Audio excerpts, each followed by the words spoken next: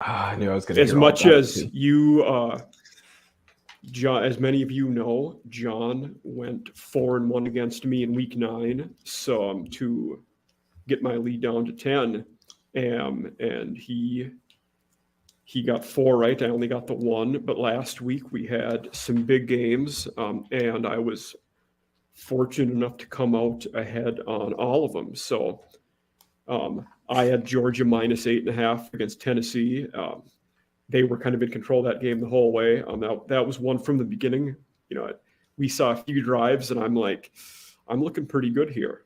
Then LSU Bama, at plus 13, that was just a spread for me that was too big. It didn't make sense. I didn't expect LSU to win outright, but they did. And that was another one where, around halftime, it's like, okay, LSU might not win, but I'm going to cover this 13.5 or 13. And Texas minus 2 against K-State. That one had me sweating because K-State had that last drive of the game, potentially where they could go down and tie. The Longhorns forced a big turnover out of Adrian Martinez, who otherwise had not been turning the ball over much this year. And lastly, the team that turned up more than anybody for me was the Fighting Irish. They really took it to Clemson and easily, not only covered that plus 3.5, they dominated that entire game. I mean, they were superior in about every way. So it was one of those weeks, all the bounces went your way week 9. They all went my way week 10, just kind of how it happened. So here we are. But there were some other, fun games last week that we didn't talk about in week 10. Just, to recap some of those. Ohio State struck. We had basically terrible weather all over the Midwest. So it kind of into the Southeast a little bit. Yeah. Too. I mean, Ohio State looked very average for most of that game against Northwestern. TCU stayed undefeated against Texas Tech, who kept it close. Cal won by 6 against USC beat Cal by 6. And very tight game. 21 fourth quarter points. Yep. By Cal. Stormed back. I didn't realize it was that. I knew they got a couple touchdowns. I didn't realize it was that bad either. Honestly, I was sitting in a bar, like a bar grill type place this morning. And they were playing the replay, and it was they opened up the fourth quarter. It was 31-14. I was like, they scored 3 touchdowns in the fourth quarter. That's just unbelievable. Yeah, Michigan State, who hadn't done many things right all year, shows up and beats Illinois, who's probably going to win the West. Yep. Then there was Virginia, who got the backdoor cover of all backdoor covers against North Carolina, scored late to cover in that one. And I will say the game that surprised me with 2 ranked teams, I didn't think NC State would beat Wake like they did. That one took me for a loop. We talked about that last week. We talked about how we thought Wake was going to be able to bounce back a bit. Yeah, I mean, you went with Wake, I think, for one of your picks, and I was 100% right behind you. I thought absolutely that. And then the other one I think that's noteworthy, we talk about coaching changes around here a decent amount. Auburn making the change and actually showing signs of life against Mississippi State. Mm-hmm. Kind of storming back in that one.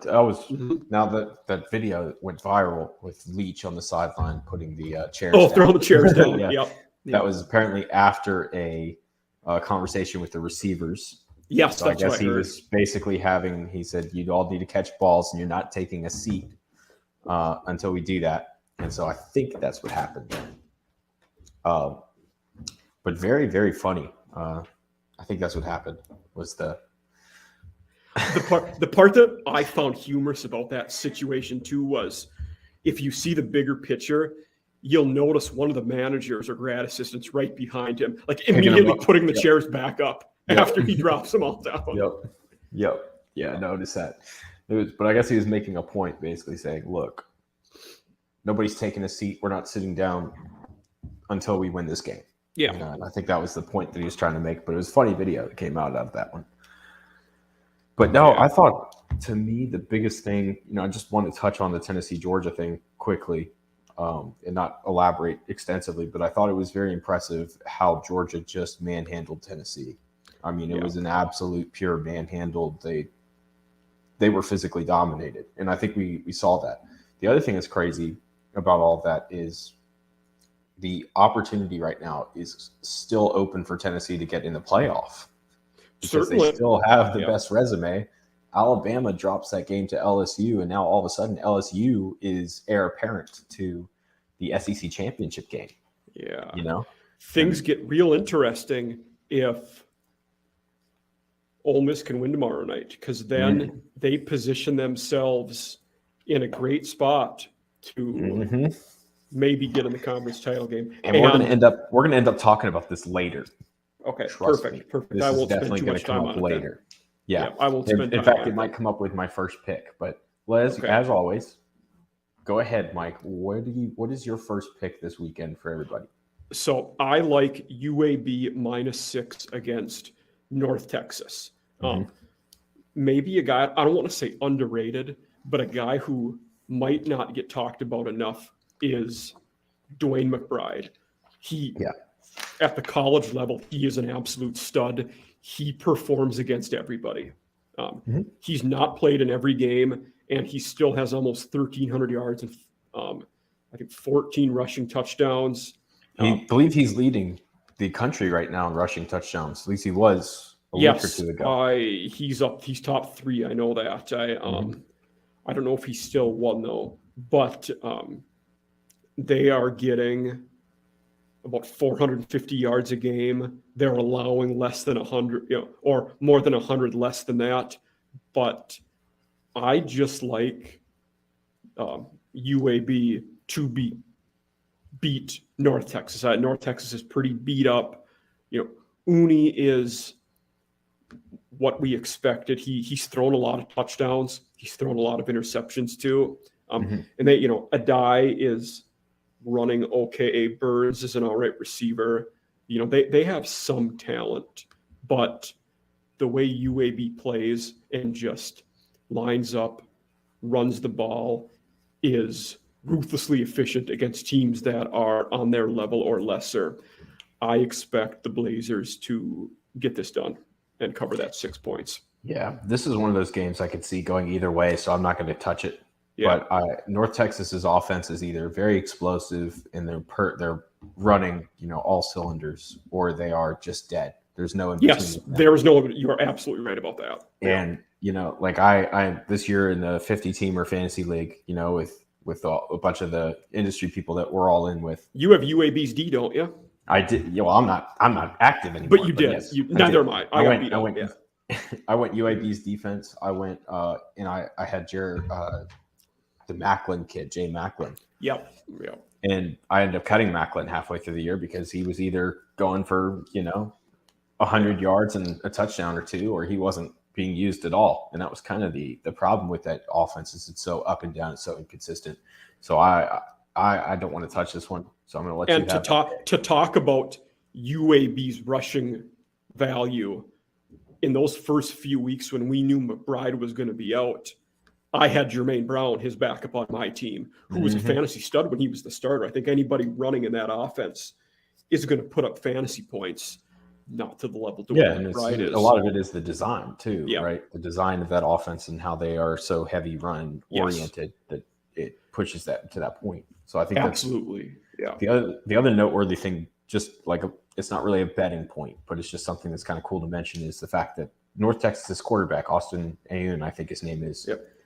He is. I think Uni is how you say it, but it's okay. one that you hear 100 people pronounce it 100 different ways. 29 years old, has a family. This guy is one of the oldest players in college football. I saw a great stat or tweet. If he were a starting NFL QB, he would be the 11th oldest out of the 32 in the NFL. And that's crazy. Yeah. He's in college right now. Yes. So, I'm not going to jump on that one because I'm kind of afraid to touch that. So I'll absolutely. let that. Yeah. My first pick is probably one that you're probably not going to want to touch this one, in all honesty. And I was a little hesitant about it, but this is why I was saying we're going to talk about this SEC situation, because I like Arkansas plus 3.5 over LSU on Saturday. Yeah. And so let's talk about a little bit about why. You're right. I'm not going to touch it, and I will explain why later on. Yeah. So the biggest thing about this game, first off, is this is a big rivalry between Arkansas and LSU every year. They play for a trophy. So when Sam Pittman came in last year, what was the big message to all the players? We're bringing all the trophies home this year. They dropped the one already. I think they're going to try to keep this one. I have a lot of faith in Sam Pittman as a head coach and that coaching staff in general. And I understand that Brian Kelly at LSU, this offense is looking much better. This defense is playing pretty well too, for the most part. I just think that Arkansas is going to bring some power. They're going to bring a lot of run, and they're going to make this a game against LSU. I think that it could come down to a game-winning field goal. Yeah. I like the spread. I don't know if Arkansas wins straight, like outright, but I like the spread. Yeah, I think all that's fair. The reason I'm not touching this is because in my success last week in the 4 games, I leaned heavily on what the sharps and the bettors were thinking and their trends. They love Arkansas in this game. So I got to believe they see a matchup or something that I don't. Arkansas believe it's at home too. I think that's one of the big things. I actually can. I'm on the game. I can. Yes, it is in Donald W. Reynolds Stadium. And LSU coming off of that emotional victory in overtime, they rushed the field. We talked about this a lot of times on the show. That's a very difficult thing to overcome, right? When you beat a team at that magnitude, in that fashion, in that dramatic form, there's a lot of emotion, there's a lot of energy that goes into that. It's very difficult to go on the road the very next week and play just as well, if not better. And I think you have to play just as well against this Arkansas team. They are not a team that is to be underestimated. Sam Pittman has already proved that in the last couple of years. And I think that it's going to be a very, very, very tight game. I think this is one of the biggest games of the week. And Arkansas is a team who they'll hurt you up front. I mean, they'll put bodies on you, and they're going to be physical. LSU will make some big plays. It's just the type of athletes they have, but I don't see this being a game where they pull away either. So you're right. I'm not touching this one. And so this kind of brings up the whole point. If I'm not saying it's going to happen, but if LSU loses this game to Arkansas, because it is a very real possibility. It's a very, very real possibility. This does open the door. This makes that Ole Miss Alabama game later that day, an even bigger game, because this game's on the early slate. This is on 12 p.m. Eastern kickoff. So Ole Miss doesn't play until 6 or 7 at night. 7. It's a night game. 7 Eastern. 7 my time. Right. So this game could set the tempo for the Ole Miss Alabama game later in the week or later that night. Certainly. Absolutely. Yeah. There's where as much as in the playoff race, we're seeing a little more clarity. There's also much to be decided and a lot of unknowns still. Namely, how's TCU going to finish? We don't know. What's going to happen in the Pac-12? And I was talking with a friend of the show, Thor Nystrom, yesterday, and I made the point, and he agreed. It's been a long time since we've seen the Pac-12 be this good. There's 4 or 5 legit teams out there, and they're solid. And if a team gets out of that conference with 1 loss, they're going to be a serious playoff contender. We talk about the hypothetical of what if for that 4th playoff spot, we have a 1-loss Oregon going against a 1-loss Tennessee. It's going to be a heck of a discussion. I kind of wonder if we're going to get to that point, because the chaos that's going to happen is obviously Ohio State or Michigan's going to drop. Yes. They're going to drop out of the top 4.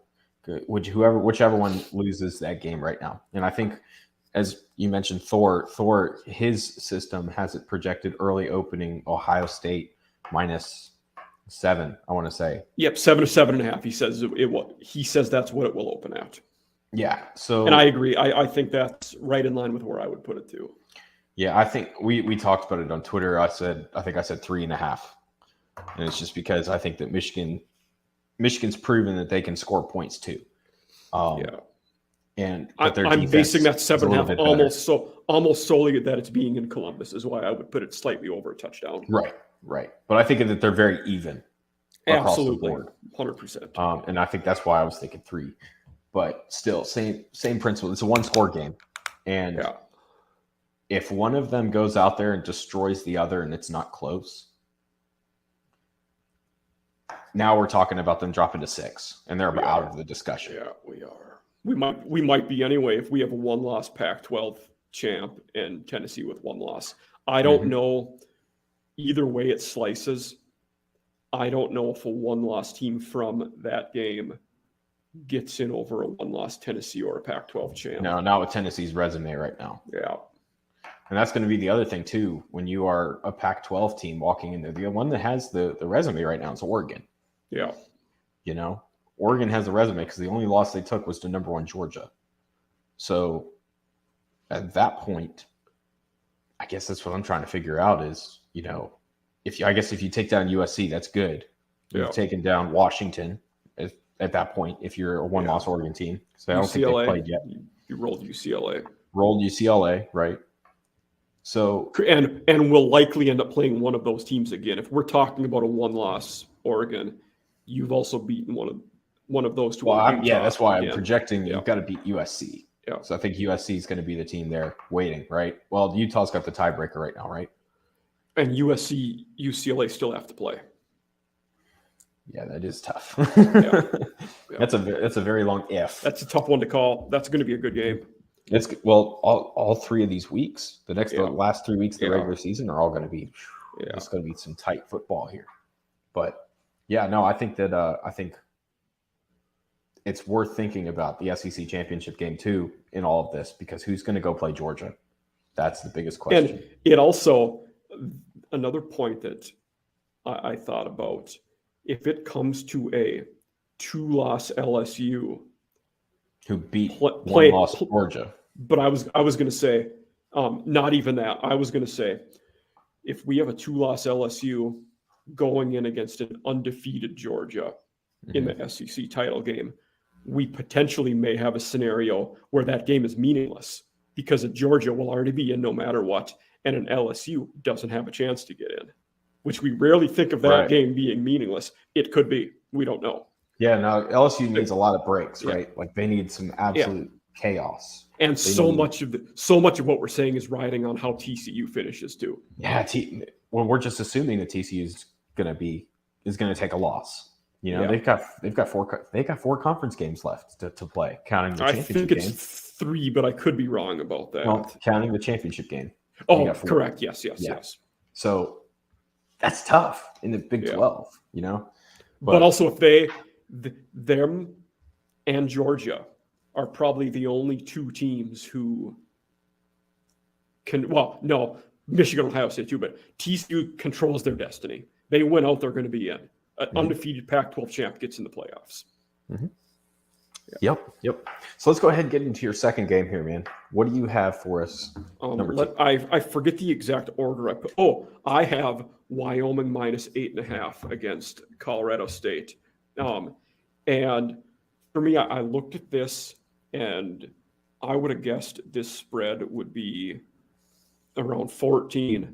I mean, I thought it was going to be a very high one. And then I saw that number and I knew that I am going to pop this game for sure because Colorado State is terrible at running the ball. They're not good at it. And that will force them to throw. But Wyoming is one of the best havoc raking defenses in the country. They get pressure on you. They create big plays with their defensive front.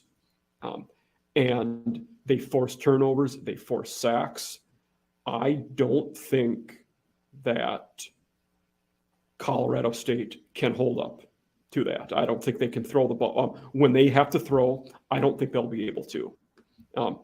Wyoming is not great on offense. That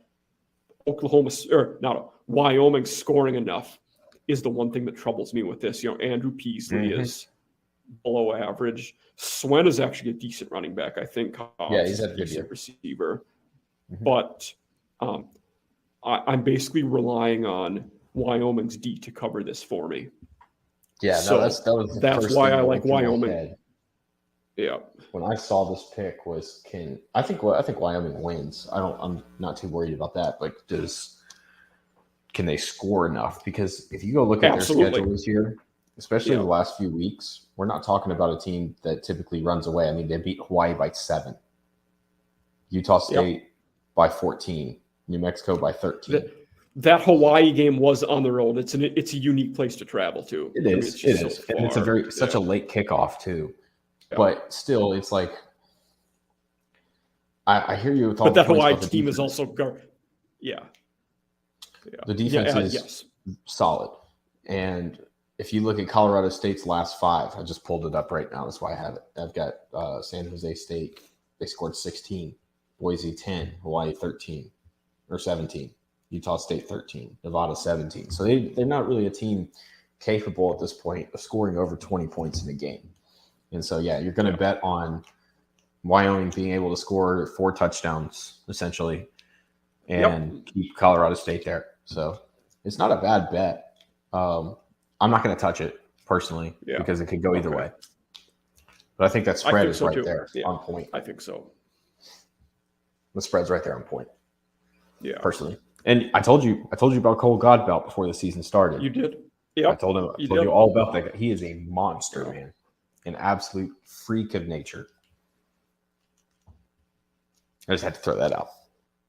Yes. No, absolutely. I certainly remember that happening. Yeah. Which game do you have second? What's yours? My second pick is I like Liberty 14.5 over UConn.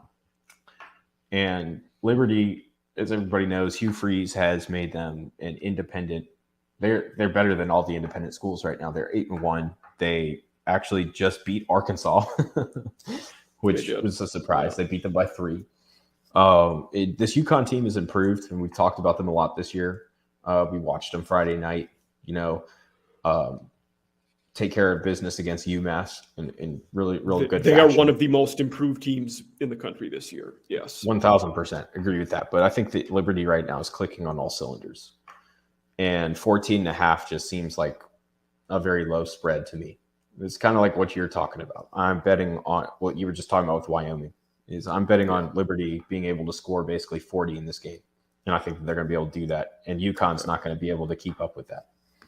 Do we know who's going to play QB for Liberty this week? I mean, they've played 4 guys. Nobody stayed healthy. I haven't. That's kind of the thing that settled it with me is it doesn't matter who plays. They're going to score points. Yeah. Whether it's the freshman Salter, I don't think he's going to play.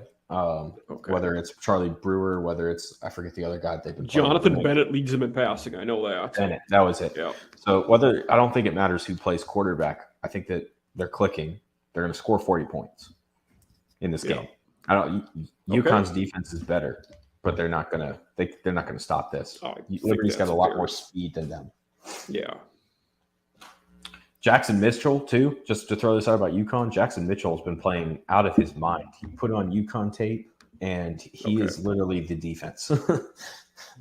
He's been absolutely incredible. Yeah, they're a team. Jim Mora has them.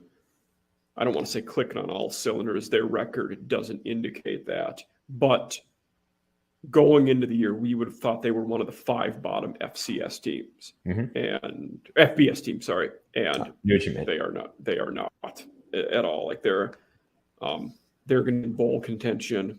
He has them playing very well, and should be commended for how he's doing. Yeah, Moore's done a great job, regardless of all the ghosts in his house talks and discussion. But exactly. Yep, that's a great point. Yeah. I don't know. Maybe the ghost is helping him with his game plan because it's working. It is. Yeah. It is. And they're a team that even for how much they've improved, they've also had some injuries too. Like they've not been a team that stayed healthy. Not everything has went right for them. Yeah. But that's true. They found ways to get it done when they've had to. So who do you like here at number 3 with your third game of the week? I like Southern Miss plus 6.5 at Coastal Carolina. And this speaks little to how I feel about Southern Miss. I've picked them twice before this year. I have whiffed on both of those, and I'm not ashamed to say it. But I believe that much in Grayson McCall and how much his absence is going to hurt Coastal Carolina. They lost a ton of guys from last year's team. He was one of the few they returned on offense. Mm-hmm. And I think losing him for this game, the rest of the regular season, in fact, Southern Miss is a team that runs the ball pretty well. And like we talked about with Wyoming, Southern Miss has one of the best havoc-raking defenses in creating big plays, getting sacks, forcing turnovers, making plays behind the line of scrimmage. So even though the game is in Myrtle Beach, I like Southern Miss to cover that 6.5 points. Yeah, so it's a good point that you made about the defense. Southern Miss's defense has kept them in most of their games this year. Yeah. And Frank Gore Jr. has played extraordinarily well. Yes. He's been a Wildcat quarterback. He's been a running back. He's been a receiver. He's been a blocker. He's been injured. Anything they need him to be in that offense. He's going to have a good chance to get to 1,000 yards this season. He's a little shy of 800 so far. Yeah, no, I think he'll make that. No worries about that. But that being said, I'm challenging this pick. Okay. I understand Grayson McCall, but this is not the first time Coastal's been without Grayson this year, and their offense was just fine. It wasn't as great. It wasn't as powerful, but it was just fine. So I'm not too worried about – I understand that McCall is a great player, and we're going to definitely be looking at him on the NFL side of things and seeing if he's going to be, a quarterback over there. Absolutely. Yeah. Despite the weird, crazy, wonky offense that Coastal runs. But that's the thing is Coastal has a lot of speed on that offense. And as long as the distributor can get those guys the ball, they're going to get the ball to them in ways because that's what they do really well. One of the things, Jared Brown, for example, the sophomore, number 14, has been absolutely mind-boggling. It's what he can do. He looks like he could probably be a day 2 pick if he were to come out this year. Okay. He's used as a receiver. They use him as a running back, as a triple option coming around the outside, reverse action, jet sweep. It doesn't matter. They're doing that stuff, and they're using him really effectively. And he's got great speed, and he's pushing them. He's extending their offense ridiculously with all the different places that he can play. So I like Coastal still covering 6.5. I think that they'll win probably by 10. Okay. Yeah, fair. Okay. So there's our first challenge. Wow, we made it to the third game this week. My third pick, I like Old Dominion plus 7.5, stay in the Sun Belt over James Madison this week. So they are 7.5 point underdogs to James Madison, who just got rolled by Louisville. That's not a testament to how bad James Madison is because Louisville just obviously destroyed Wake Forest the week before last. But that whole intrigue about James Madison that there was coming into the year, they had the nice start. They started 4 or 5-0, whatever it was. Looked like they could schedule up here. Yeah, looked like they were about to kind of run with the top in the Sun Belt. They started 5-0 and they've lost their last 3. Right, they've lost to Georgia Southern, Marshall, and Louisville. And that's kind of what concerns me in this game a little bit is it's like their magic. It's not the magic has been run out. It's that they've been figured out. And the other thing, too, is Old Dominion is playing very heavily to stay in bowl contention. They need, 2 more wins, right? It's 2 or 1. I think 2. I can tell you that right here. Old Dominion's record now they're 3-6. So they need to win out. Yeah, so they need to win out. James Madison And can't play for a bowl. Yeah. No. I'm not going to challenge this one because that spread at 7.5 scares me. I think James Madison does win this game. But again, I'm not convinced they cover it and win by 2 possessions. Yeah. That's kind of where I was too with it. But I think that Old Dominion's going to be playing with a lot more emotion, a lot more passion, because they have a lot more to play for than James Madison does at this point. Yeah. You know, James Madison, they can't compete for the conference championship. They can't go to a bowl game. Yeah. And they've already, to some extent, exceeded the expectations of their first year in FBS. Mm-hmm. Yeah. I mean, they've 1,000%. Yeah. Yeah. 5-0. Are you crazy? Coming out straight out of the FCS? Absolutely. Yeah. That's insane. Yeah. No, they've done well. Yeah. Getting tight. And we never saw this Todd Centeio before when he was at San Jose State either. or at Temple, for that matter. Yeah. Colorado State. He was at Colorado State is where he was, wasn't it? You're right. Yeah. Mm-hmm. Who was I thinking of? Who was I thinking of that was at San Jose? Who was it that was at San Jose? Siobhan Cordero. That was it. Yeah, he's there right now. Yep. Yeah. Cordero's there, right? And he's playing out in this world. Yeah. You know, he didn't play nearly this well at Hawaii the last couple of years before that. Yeah, definitely. Let's go ahead. What's your 4th pick of the week here, sir? I like Virginia to cover +4 against Pitt for my 4th game.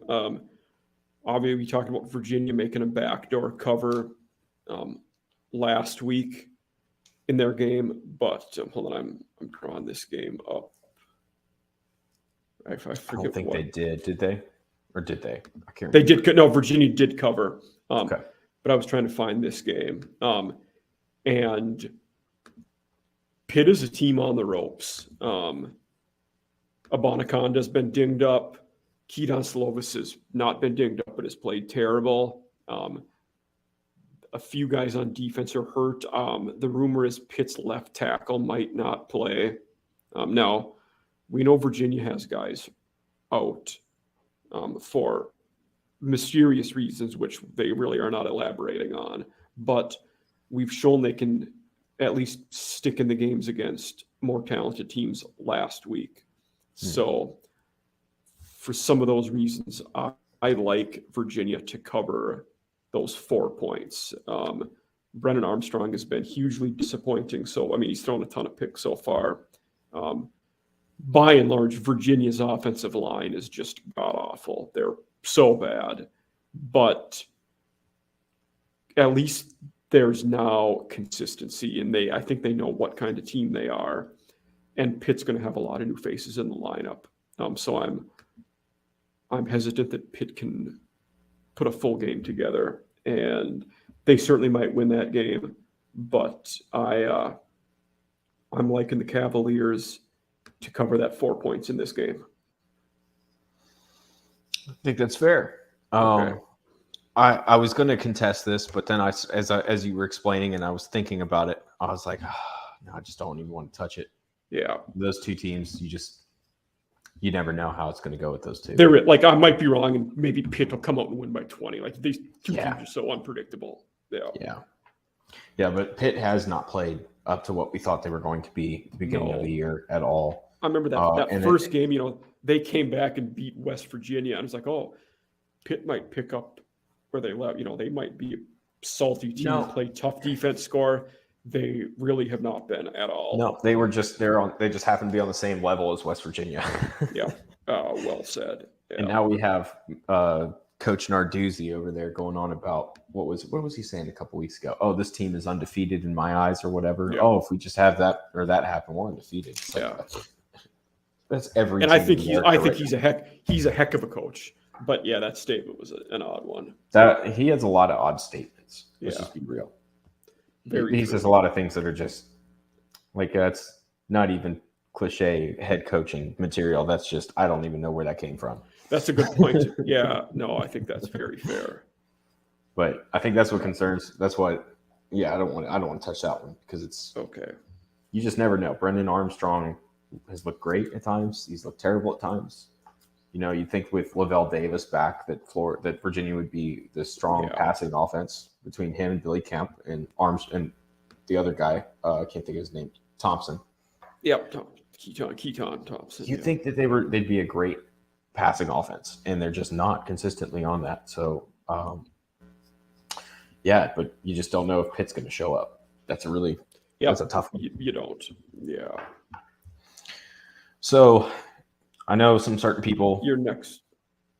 Yeah, some people certainly are going to hate this one that I know personally. But I'm going UCF plus 1.5 over Tulane. And Tulane has obviously had a great year. They've outperformed everyone's expectations, and they have some really great players. Dorian Williams just accepted an invite to the Senior Bowl. I'm hearing that he won't be the last to get into the Senior Bowl. They have a great running back who is probably one of my top 3 personal favorite running backs in this class. He's this little 5'8", 195 Tyjae Spears. Yep. Who just blows people up in pass protection, is an incredible receiver, great runner. There's 2 guys in this class that the more I watch them on tape play the running back position, the more I just love their game. And it's him, so Spears, and it's Sean Tucker at Syracuse. And he just gets better every time you put on the tape. You just see something new. You just see something that he does that you didn't realize he could do before. And it just blows your mind because he just keeps getting better every time you watch him. And I love that. Michael Pratt's played great. But I just think that Tulane doesn't have the speed on defense to compete with what UCF's going to bring in there. And I understand that Plumlee had that concussion at quarterback for UCF. I'm not sure if he's going to play. Mike O'Keefe would be the quarterback in that case, and he played well against Cincinnati. He did. Yeah. He played well against Florida in the bowl game last year as well. I like their speed. The UCF has just been destroying people. They just have more speed, more receivers. They're just more capable on offense. And then they can turn around and give the ball to their power back, Bowser, out of the backfield. I love his offense, and I think that they're going to score a lot. I don't think Tulane has the athleticism to stay with them. Yeah, this is one of those games where I looked at the line and I'm like, well, that's pretty close, which the line should have been close for this game. They're, I think, 2 evenly matched teams. But in looking at the on-field matchups, what each team is good at, I think Tulane will move the ball all right. But for a lot of the reasons you said, UCF has superior athletes. I think they'll make plays in space. This is one of those games, and I've said this multiple shows this year. Right when I saw the lineup and looked at the lines, I was like, this is a game I'm not touching. And it is, because I have no idea who's going to win this game. And at the margin it's at 1.5, we're picking who we think is going to win. And I have no idea. Yeah. Yeah. And that's 1.5 is definitely, it's a pick 'em at that point. I am saying, I like UCF winning this matchup. And Tulane's had a great year, and they have a great team, and I enjoy watching them. But UCF, man, that speed it catches people by surprise. I think it's going to be tight, but I like UCF. That pains me to say after watching Gus Malzahn at Auburn for 8 years or whatever it was. He's in the right spot now, and they have to feel happy about having him and getting that stability moving up to the Big 12. I think they'll be very happy with that. Oh yeah. Well, you have one more game here, man. Oh, and boy, is it a bottom feeder for you. Mm-hmm. I really like Arkansas State to cover 17. Is it 17 or 17 and a half? 17. Okay, because the line has moved a little bit. That's why I wanted to get the most updated one. Arkansas State minus 17 at home against UMass. This goes against most things I do on this show. If you look at a lot of the times I've really gotten bit in the ass here, it's when I've picked the team who's favored in big spread games. It has not treated me well, but I'm going back to the well and doing it this time because I just like Arkansas State at home to cover this massive spread. Their second order wins are they should have won more games than they have. James Blackman is coming back in this game, and Arkansas State's defense, their pass defense is all right anyways. They're not terrible back there, and I think against UMass they'll be able to get at Olsen, who I think has only thrown one touchdown this year. I had to look at the stats for UMass because I had to double take it. UMass's QB. I'm like, wait, he's only thrown one touchdown. He has only thrown one touchdown this year. And they're not particularly great at running the ball either. Now, I'm saying a lot of positives about Arkansas State for a team that's 2-7. They're not very good either. But UMass is 1-8. And I don't trust them to cover this spread. I think Arkansas State also has performed well the last 2 years with Butch Jones against teams that are significantly worse than them. They have kicked ass against the bottom feeders. And I'm sure you do not have fond memories of Butch Jones as a Tennessee fan. Yep. But I like them to cover the spread in this game against a fellow bottom feeder of the world of FBS. Yeah, I thought about contesting this, and the more I thought about it, the more foolish it sounded. And it really is because, I put money, I put it on UMass to cover against UConn last week. And I think I discussed it on the show as it was playing. And so, it was one of those where, just kind of threw it there just in case, because you never know. Could go that way. Yeah. But it was a long shot, and I did not hit. And so UConn stormed back late in that game and covered comfortably. They did, yeah. I don't like – for all the reasons that you mentioned about UMass being at the bottom, I'm not going to contest that. I'm going to go ahead and kind of agree with you. I think as much as I dislike Butch Jones and as much as I think that's the reason why they're 2-7 is because he's the head coach. There you go. That shot's out now. The sentimentality's getting in your way, John. His poor tenure at Tennessee is overshadowing how outstanding he was at D2 and at Cincinnati. It's not even just the poor thing that happened, everything that happened in Tennessee. It's more of the fact that we played bottom feeders when he was at Tennessee and lost. That's fair. Especially very Vanderbilt. Fair. Yes, Vanderbilt is that's a game that you just shouldn't be losing if you're Tennessee. Mizzou, even when they were bad. I mean, it was. He lost to Vandy once when he was at Tennessee. Oh yeah, that was. I totally forgot about that. Yeah, because in those 3 years that he was there, they lost. He wasn't there the last time because he was fired, but they lost to Vandy twice. I believe the first time they played Vandy, he lost, if I'm recalling correctly. Okay, that's that would have been 2 or 3 years removed from the James Franklin era. There are a few things I would say are inexcusable. That's one of them. So I'm looking at he was 34-27 at Tennessee. Mm-hmm. However, he was 14-24 in SEC games. Mm-hmm. He did win all 3 of his bowl games. The first year they didn't make one. A 9-10 win season at Cincinnati his last 2 years. Also did outstanding at Central Michigan before that. That's why he got the job, was because what he was doing in Cincinnati. But he's 88 didn't work. He's 88-71 as an FBS head coach. That's a pretty good overall record. And you're 2-7 at Arkansas State. He's 14-17 overall at Arkansas State. Like, that's how good his overall record was before that.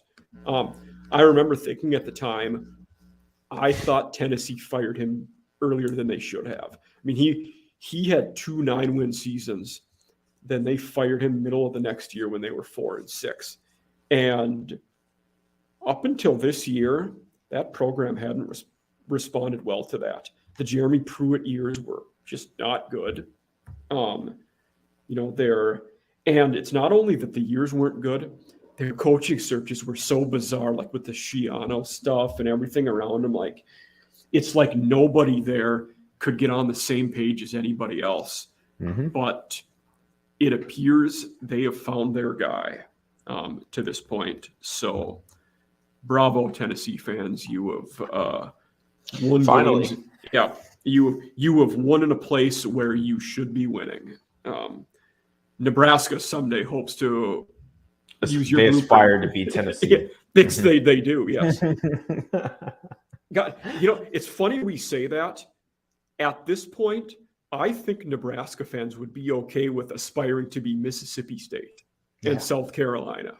Yeah. Like, it's been that bad for them. Because right now they're down there with, Northwestern and Vanderbilt. They're the only P5 team that hasn't qualified for a bowl game since 2017 because Kansas got win number 6, so they're going to a bowl game this year. So since 17, they're the only. They're the only P5 that hasn't went through a bowl game. Yeah, Jaden Daniels has been outstanding. Yeah, and Jason Bean has been a good replacement. Yeah, and I thought Jason Bean looked good last year watching him, especially when they played Coastal and some of those other games. I thought he looked great. Yeah. Well, not great, but good. But, yeah, he's a solid dude. Yeah. What's your last game, John? It is a very appealing game. Yeah, this is going to bring in another part of the conversation that we need to have about the playoff, and that's I like TCU +7 over Texas. This is a hilarious one. You'll laugh at me when I say that. Like an anecdote about this game. I looked at this line and I'm like, oh my God, I'm challenging this for sure. Like I absolutely love it. Like, there's no way. Then I had to double think. I'm like, wait a second. Because at first I'm like, TCU's favored by 7, easily taking Texas. Then I'm like, wait a second. Texas and their 3 losses at home is favored by 7 against an undefeated team. Like, God, this is another game. Like, I'm not touching this game at all. Like, Texas with Quinn Ewers is a different animal. They're a legit team, but there is no way I'm touching this game at 7 points. Like, I looked at it and I just thought that this is a very tight game. I thought that this is really a field goal game. It's going to have to be a shootout with the way TCU's played defense this year. I don't know. It's a weird feeling where it's kind of like TCU is undefeated and they've done an outstanding job this year. There's no doubt about that. They've had a couple of breaks for them too. Like we talked about Kansas State, a bunch of players got hurt late in that game. You didn't have to deal with Adrian Martinez. So, things worked out for them, but it's just kind of 7 points. It's a big one. Laying a lot of points there. A big one. That is a big spread for this kind of a game. I think this is a really tight game. I think this could come down to an overtime 2-point conversion, really. Yeah. And I think TCU's got a better chance of winning, personally. Just from what I've seen from Texas. I understand Texas with Quinn Ewers. It's an animal. But TCU's played too well to just drop this with, almost no contest against Texas. They played too well. Yeah, at 7 points, I'm not taking the Longhorns, even though if I was picking a straight up, I'd probably lean Texas. If this game was TCU -7, I certainly would have taken Texas. At Texas -7, I don't like anything about this line. And to your notion, so we're going to have a paltry 1 challenge this week, but hey, it's just the way it is. Sometimes you don't like the games the other guy's picking, and we just ran into those this week. I'm good at getting those that you don't like. Unless Tennessee's involved, then you love it. I do. Yeah, I will always prod you with the Tennessee Volunteer game. I was kind of surprised to see your lineup when you sent it over, because there's 1 Power 5 game in there. Yep. And so just to put this into perspective a little bit, I went heavy MAC last night. Okay. Kent State looked great. Watched most of that game with Bowling Green. Yeah, no, and so I had them all three of them going, and they're about the second at halftime. It looked like I had my straight up bets in the book. I had Northern Illinois losing. I had Buffalo winning. Okay. And they both lost on last minute drives. Yeah. This is what happens every time I bet the MAC, and this is why I just don't normally touch this conference at all. I watched none of the Central Michigan Buffalo game. I did see a little bit of the Northern and Western game. Mm-hmm. And then, like Western, I said, I watched most of the Kent Bowling Green game, which oddly enough was by far the worst of the three games. I got it on and didn't bother to change and, left it on. Yeah. But no, so to get into the Big 12 here a little bit, the Big 12 slate is so difficult, right? Because you have a bunch of pretty good teams and they beat up on each other throughout the year. Yeah. Oklahoma State was good. They just kind of got beat up and started dropping games left and right. And they've dropped the last three, if I'm remembering correctly, after starting undefeated. Oklahoma State. And then Kansas State has dropped a couple now. And who did you say has lost three in a row? Oklahoma State. It's been three. They've lost 3 or 4. Yeah, they've lost 3 or 4. You're right about that. 3 or 4. Okay, yeah. I knew it was. It was because they had lost to TCU, then they beat Texas, then they got absolutely rolled by K-State, and then lost to Kansas. Yeah, Kansas is a good team now. All of a sudden, who's the worst team in that conference right now? Is it Iowa State? West Virginia. Yeah. I mean, Iowa State's down there with them. I've always had a soft spot for the Mountaineers, but I think they're the worst team in the conference. Yeah, Iowa State, we are not seeing what normally looks like a Matt Campbell this year. They're not looking good. Not at all. It's bad. It'll be, they, and that is, if we get to an undefeated playoff scenario, Iowa State is TCU's last regular season opponent. Mm-hmm. So TCU has Texas, Baylor, Iowa State left on the docket. Then most likely a Big 12 title game. But truly, if they're not undefeated, we have little interest in the Big 12 as a mechanism for a playoff team because they're the only one that has a chance. Yeah. Yep. And that's why. And I think that it's very plausible that TCU could drop 2 of the next 4. I think they could. They could win all of them, or they could lose 2 of them. I think there's a lot of uncertainty with that team. So let's talk about crazy scenarios here for a minute, because it would be fun to do. Yep. So what does a 2-loss LSU team have to do to get in the playoff? I don't know if it's what they have to do. Well, what has to happen? They need to. Yeah. So 2-loss LSU. Obviously, Georgia goes to the playoff. They beat Georgia. They have to win. Yep, they have to beat Georgia.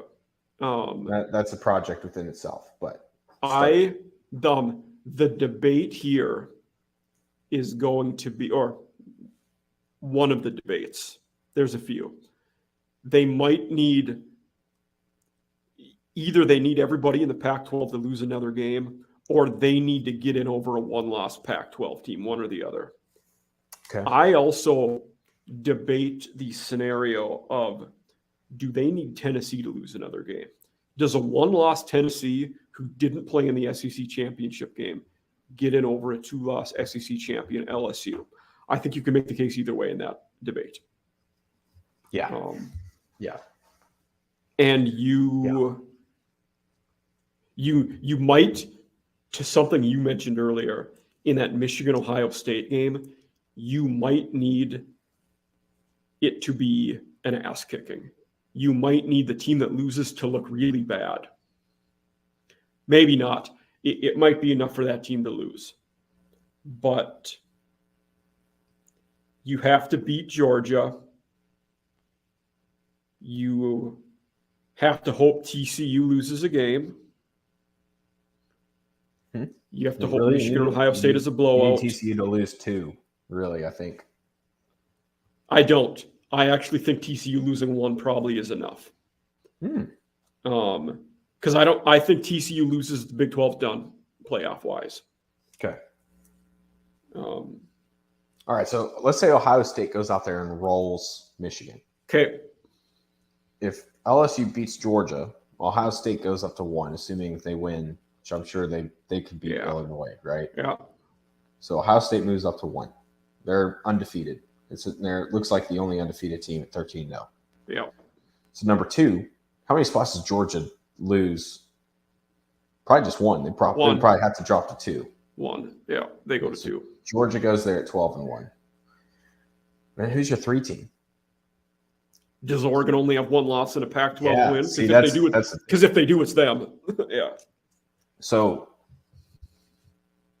me, it looks like that's the other thing that needs to happen is Oregon, whoever the Pac-12 winner is out of the Pac-12 championship, has to have 2 losses. Probably. Yeah. Which is insane. Well, yeah, you either need that or Tennessee to lose another game in the regular season. And that looks unlikely at this point. I don't think that happens. Because that's what I'm looking at is, let's say Oregon's 12-1. Let's say they win out somehow. Yeah. And then it's between Tennessee and LSU at that point. We're looking at Tennessee getting in at 4 at 11-1. And then LSU would have to be sitting there at 5 going looking in at 11-2. So I don't know if that's absolute chaos. Yeah, there's a lot that needs to happen for LSU to get in, I think. So I think at this point 1-loss Tennessee has a clearer path to the playoffs than LSU does. Yeah. It's pretty darn crystal clear, really. Yeah. It's very plausible, which is crazy. Wouldn't have been saying that. The interesting debate 2 weeks ago. Thor and I talked about this is looking at this. Okay.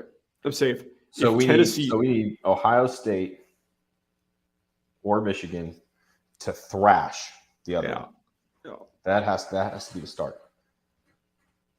You need a Pac-12. You need TCU to lose a game, potentially 2, and then you need Oregon to lose another game. Yeah, Oregon and USC both. I'm saying you might need Oregon, USC, and UCLA to all lose another game. They all need to lose. They all need to have which they a lot of them play each other, so it's not unreasonable to say this is going to happen. So let's say Oregon loses to Washington. They haven't played Washington yet. I don't think, have they? I don't think so. I don't think so. I can actually have the schedule up. Yeah, I'm pulling it up myself too. That's the Pac-12 is the conference I'm the worst at their week-to-week schedule. Like I don't know who's going to play soon. Washington and Oregon play Saturday, and then Oregon plays Utah the week after. That is a losable game for Oregon. They're both losable games. And then we have Oregon State, and nobody ever knows what the hell's going to happen in that game. I feel like it's the most unpredictable game. That and the Egg Bowl. You don't know year to year what's going to happen in those 2 games. Yeah. I mean, the Iron Bowl's up there too. You know, the Iron Bowl is you throw out those teams' records. Fair. Always is. But, yeah, no, it's actually, as crazy as it sounds, it's plausible. LSU could get in. Yeah. But it's just going to take the Pac-12 to continue to beat each other up. It's going to take TCU to beat, the Big 12 to beat each other up. Yeah. And they could do they dare put 3 SEC teams in the playoff? No, not a chance. I don't think they're I would say that because I don't think we have a scenario where 3 of them are worthy either. Well, if Georgia loses to LSU in the SEC championship game,